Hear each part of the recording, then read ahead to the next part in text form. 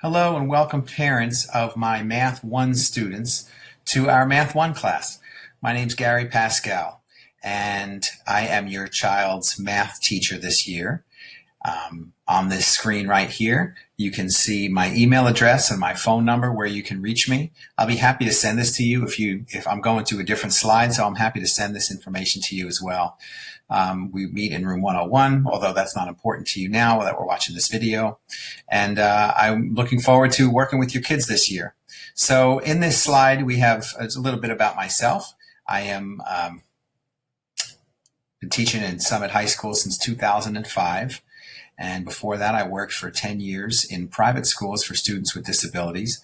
And so my whole career has been spent working not only with students with special needs, but also with in math departments. So math is really my strength. It's been the one subject I've worked with predominantly, and I've worked with a wide variety of students with all different kinds of needs. I've worked summer camps. I was an aide. I was a teacher. I was an administrator, a district administrator in special education, and this teaching role, being back in the classroom, is by far my favorite role.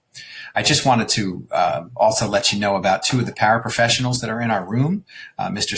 Scott Sinclair and Mr. Dave Jimerson. You might know their names by now.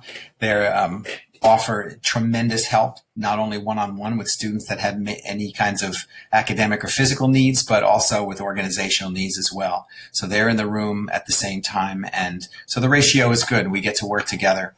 And it really does serve your children very well to have a good ratio like that. So a couple of topics for the year, okay? They're coming in, these students are coming in from the middle school. And although we do have some articulation with the middle school math teachers and special ed teachers, I do know a lot of what they're teaching there. So we're spending a lot of time with fraction, decimal, percent, readiness. We're working extensively with fractions right now, which I know the students don't really like, but I really want to make sure that they're feeling comfortable moving forward as we go into some of the more some of the harder stuff.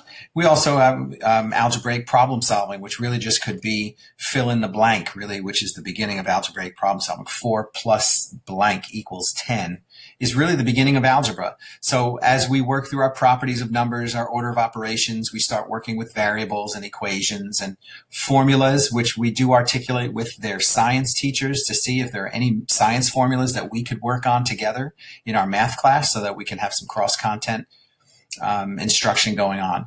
And then later in the year, we're going to start working with the coordinate plane and working with our geometry basics as well. Okay, so those are the topics in a nutshell. We do have, just go back to that first slide so you can see my information about me. We are not working out of a textbook directly for this course. However, I do pull resources from a variety of sources, including other textbooks, whether they're Algebra 1 or their basic skills or anything that we might need, as well as the teacher-made materials that we have together. I understand that this year is starting out and not like any other year. And so the big challenge obviously has been making sure that the needs of all of our students are met, whether they are virtual or whether they're in person or both. And so that's obviously been a big challenge. However, I'm optimistic. My glass is half full. I'm feeling good about the fact that we can get into the building and we can make some connections with our students, and even the ones who are all virtual. I feel like we've made some good connections already. I really do like the dynamic of this class. I think the students, some of them know each other, and so they feel comfortable with one another.